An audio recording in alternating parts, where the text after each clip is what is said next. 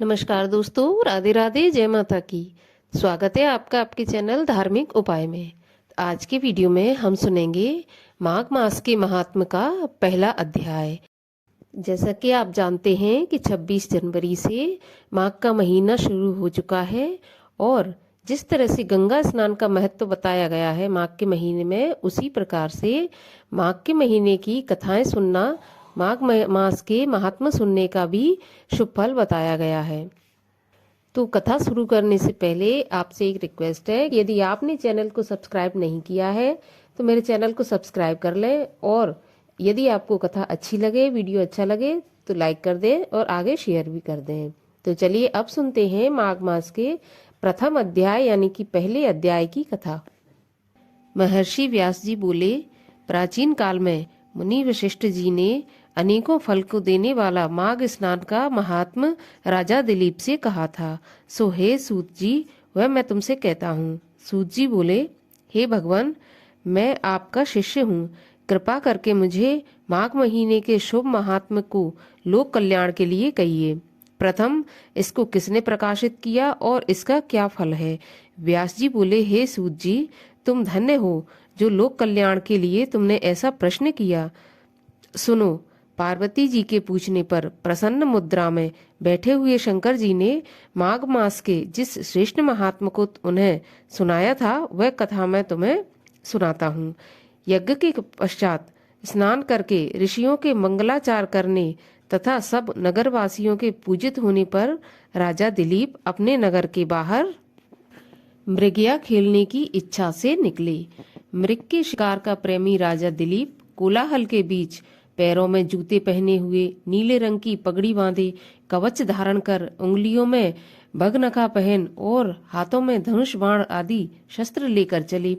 राजा के पैदल सिपाही हाथों में तलवार और ढाल लिए हुए घने मनोहर जंगल में उसके साथ चले। बड़े बड़े स्रोतों को लांगने वाले तथा कुंजों में मृगों को ढूंढने वाले युवा पुरुष भी इनके साथ आनंद पूर्वक क्रीड़ा कर रहे थे।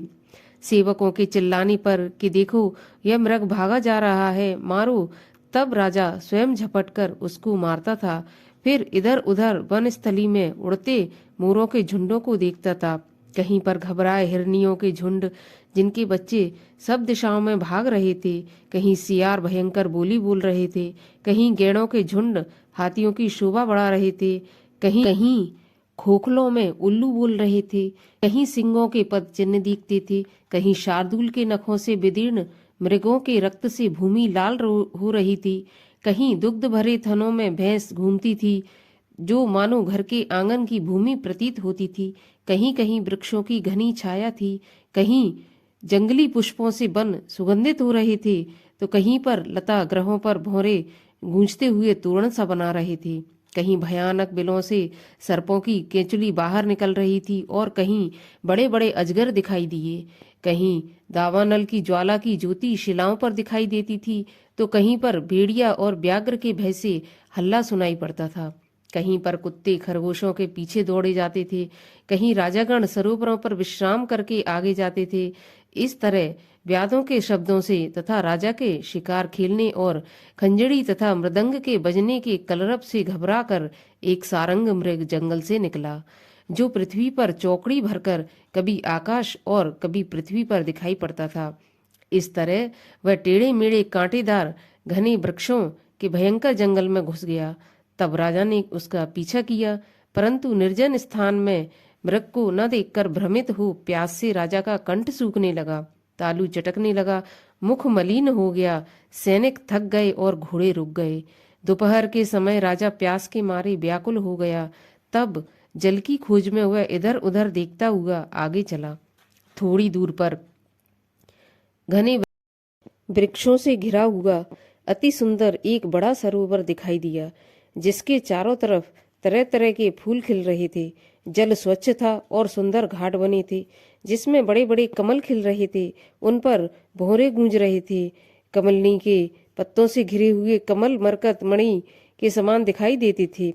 इसके जल में मछलियां तैर रही थीं और इसका जल साधुओं के मन के समान शुद्ध था। लहरें शोभा दे रही थीं तथा अनेक प्रकार के जलचर डोल रहे थे। हिंसक मगर, घड़ियाल आदि घूम रहे थे। कहीं पर लोभी के घर के समान दुर्गम सेवार भी थे। इसमें इसका शीतल जल पक्षियों की प्यास को शांत करता था। चातक का दुख हरने वाले चंद्रमा की तरह तथा दाताओं की तरह दुखी लोगों के दुखों को हरने वाला अपने शीतल जल से हिंसक पशुओं को पितरों के समान संतुष्ट करने वाला था। ऐसे सरोवर को देखकर राजा की थकावट इस प्रकार दूर हो गई जिस प्रकार बादलों को देखकर चातक की होती है। वहां पर राजा ने जल पिया और मध्याह्न की संध्या कर अपने सहायकों सहित भोजन करके वह सरोवर के किनारे बैठ विचित्र कथाओं को कहता हुआ रुक गया और रात में धनुष बाण सहित वृक्ष के नीचे आसन लगा लिया।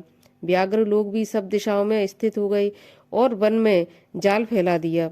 रात्रि के अंत में एक किनारे से शूकरों का झुंड निकला जो कमलकंद खाकर व्याघ्रों के डर से भाग रहे थे।